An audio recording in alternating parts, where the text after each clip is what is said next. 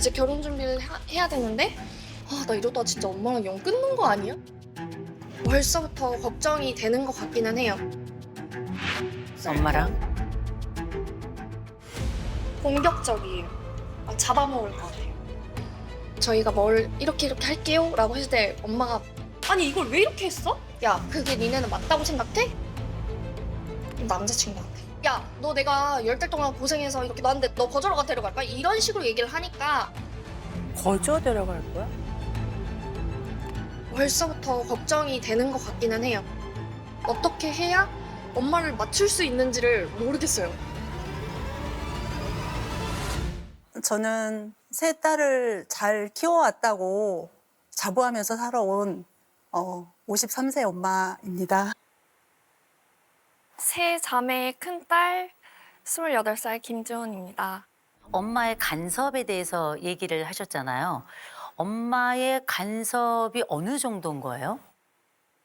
제가 남자친구랑 싸우면 꼴보기 싫으니까 그냥 카톡 프사 같은 거 내려버리고 막 이렇게 하잖아요. 근데 엄마가 그거 보고 너네 카톡 프사 또 내렸냐고, 너네 또 싸웠냐고 이제 이렇게 하고 다시 해놔라 막 이러고 저희가 만약 싸웠어요. 그러면 엄마 어디 나갔으면 너네 나 올 때까지 화해하고 있어. 이러면은 저는 또 그 말을 또 들어요.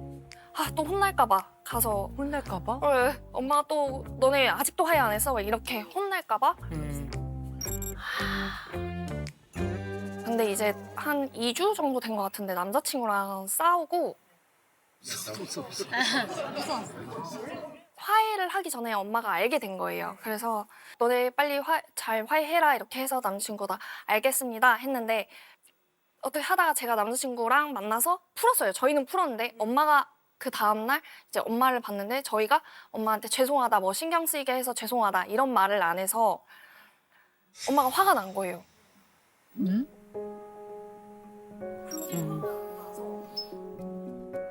남자친구도 내가 이런 것까지 이제 죄송하다 해야 되는 거냐. 이제 자기도 서운한 마음에 이제 엄마한테 그랬는데 엄마는 그게 얘 나 무시하나? 이런 생각을 하셨다고 하더라고요. 이제 엄마가 저한테만 이제 막 뭐라 하는 거죠. 걔는 뭐라고 하는 건데 뭐 할 말 없대 나한테? 이렇게 해서 뭐 남자친구도 좀 서운한가 봐 이렇게 얘기를 했더니 뭐? 서운하다고? 나한테 죄송한 게 아니라 서운하다고? 이렇게 되면서 조금 커졌었어요. 일이 좀 커졌었는데 그리고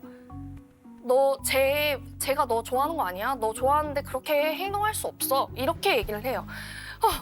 저는 그러면 우리 둘이 만나는데 엄마가 그런 관계까지 엄마가 어떻게 하냐. 제가 그 얘기를 했어요, 엄마한테. 우리 셋이 연애하는 것 같다. 그러니까. 진짜 셋이 연애하는 것 같다. 싸울 때마다 사이에서 이렇게 중재를 하시나 봐요. 지금 사정상 그 예비사위가 저하고 같이 일을 하고 있어요. 같이 일을 하세요? 지금 어머니 무슨 일 하세요? 제가 음식점을 운영하는데 음식점을. 네. 그래서 제가 이제 항상 같이 있잖아요. 그러니까 뭐 얘네들이 싸웠어. 근데 표정으로 보면 알잖아요. 엄마는 알잖아요. 근데 그 표정을 이게 손님들한테 가요. 그러니까 손님들한테 손님이 들어오시면 어서 오세요 하고 인사를 해야 되는데 인사를 안 해. 그러면 얘네들이 싸웠구나.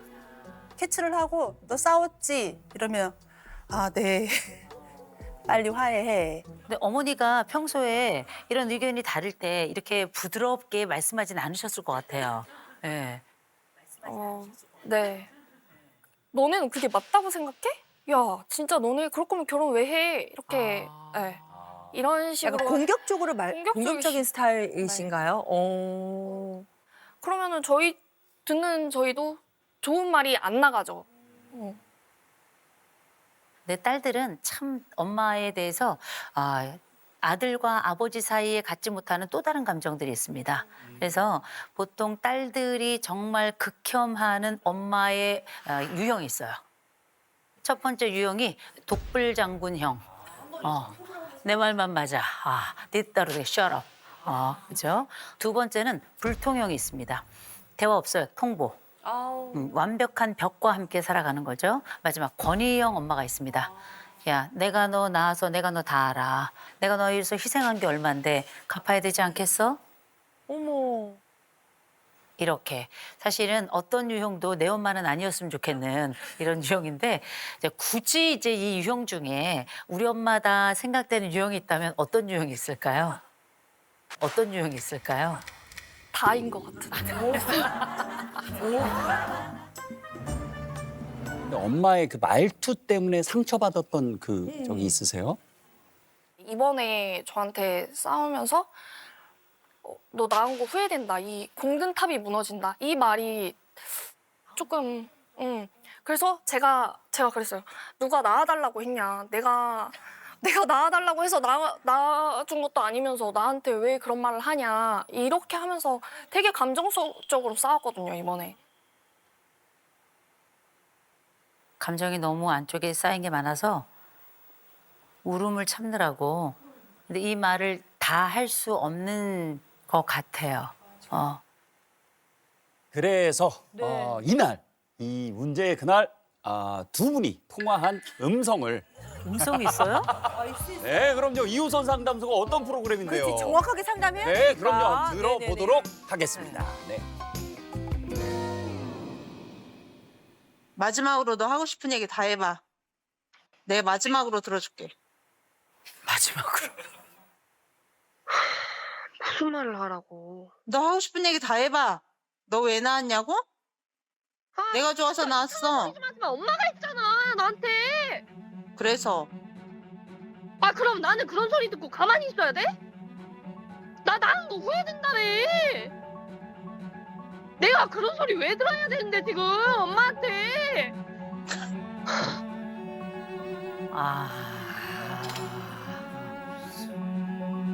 근데 제가 이 두 사람을 보면서 느낀 건 뭐냐면 어쩜 이렇게 비슷한가.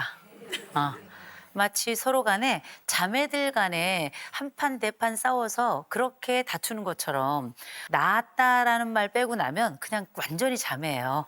이게 검사에도 잘 나타나 있거든요. 엄마는 불안이 조금 높아요. 내가 했을 때 이게 생기는 여러 위험들을 이렇게 잘, 왜냐면 인생을 좀 살았으니까. 문제는 엄마는 인내력이 4점이에요. 문제가 딱 생기면 바로 해결해야 돼요. 바로 그게 해결이 안 되면 막 쩔쩔 매는 거예요. 답답해가지고 속이 터지거든요. 근데 재밌는 게 뭐냐면 딸이 자율성 44점이라면 엄마가 25점이에요. 의외로 훨씬 더 자율성이 낮죠. 이게 지금 상황이 생겨나는 게 너무 관여도가 높죠. 관여하는 게 아니에요. 떨어지는 게 힘든 거예요. 누군가 나에게 옆에 일종의 창처럼 방패처럼 옆에 딱 누가 붙어 있어야 돼요. 친구처럼. 그게 지금까지는 딸들이 그중에서도 장녀였던 것 같아요. 사실 엄마가 가지고 있는 이 특성이 어쩌면은 이 딸에게는 제일 먼저 위로가 안 돼요. 엄마는 나를 위로해주는 사람이 아니야. 다그치는 사람이고 즉시 관여하고 계속 간섭하고 나를 힘들게 하는 사람인데 사실 엄마 입장에서는 내 딸이 괜찮았으면 좋겠어. 왜? 내 딸이 곧 나를 떠나. 그래서 나는 불안이 너무 높아요. 그런데 이 불안 자체도 있지만 내 딸이 뭔가 잘못된다는 건 내가 잘못되는 거하고 똑같아요. 딸이 일종의 나에게는 두 번째 자아 같은 거예요. 두 번째 자아. 그래서 엄마가 이 딸들에게 이 마음을 붙이고 있는 지점이 훨씬 더 딸이 엄마에게 마음을 붙이는 지점보다 커요. 그래서 이 불안이 뭔지를 찾아야 돼요. 제가 유방암 수술을 했어요. 언제 하셨어요?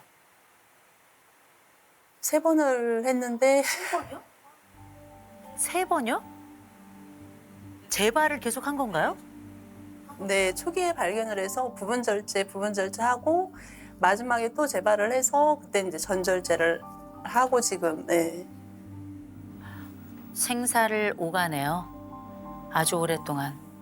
만약에 우리 딸들이 이렇게 어린데 혹시라도 내가 이제 없다면 우리 딸들은 어떨까 이런 생각을 좀 예전보다는 하게 된 것 같아요. 충분히 그럴 수 있어요. 그래도 일단 그 3번의 암 엄청난 인생의 사건인데 너무 잘 극복하셨어요. 엄마는 사실 관여도가 높을 수밖에 없어요. 높을 수밖에 없어서 이때는 어떻게 해야 되냐면 이때는 딸이 엄마의 관여도를 밀어내야 돼요. 제일 먼저 사위를 내보내세요. 싸우는 꼴을 보지 마셔야 돼요. 관여를 한다면 어떤 관여를 해야 되냐면 아이들의 건강한 미래를 만들 관여를 해야 돼요. 시시콜콜한 건 어른이 건드리는 게 아니에요. 어른들의 훈수는 큰 인생의 중요한 지점에 무르러 오면 그때 얘기하는 겁니다. 어머니의 관여도가 너무 많다. 그러니 적어도 분리해야 될 가족은 분리하자라고 말씀을 드리는 거예요. 그다음 어머니 말투부터 먼저 좀 바꾸면 좋아요. 이 집이 말이 날섰어요. 엄마는 어떤 특성이 있냐면 야, 내가 너 키웠잖아. 고마워해야지. 엄마는 그런 요청을 하고 있는 거예요. 그렇죠? 엄마가 인정받고 싶은 부분은 전 이해해요. 근데 이걸 굳이 치사하게 얘기를 하니까 나도 그래? 그럼 나도 흥? 이렇게 되는 거거든요. 이 집은 고백이 좀 필요해요. 이 집은 사실의 언어만 있고 고백의 언어가 없거든요. 지금 고백해야 나이 들어서도 고백할 수 있어요. 그래서 엄마한테 저는 엄마 여러 가지 고마운 점 중에 제일 고마운 점이 어떤 거예요? 세 번째 암 걸렸을 때 엄청 한 2주 동안 울면서 지냈거든요. 아무것도 안 하고. 그때 진짜 온 가족이 다 엄청 걱정하고 그러고 있었는데 딱 2주 만에 일어나더라고요. 그때가 되게 고맙더라고요.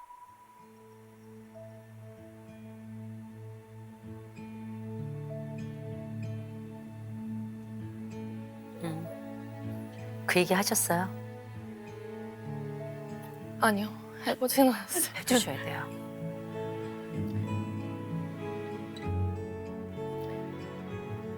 지금까지 버텨줘서 고맙고 앞으로도 잘 부탁해.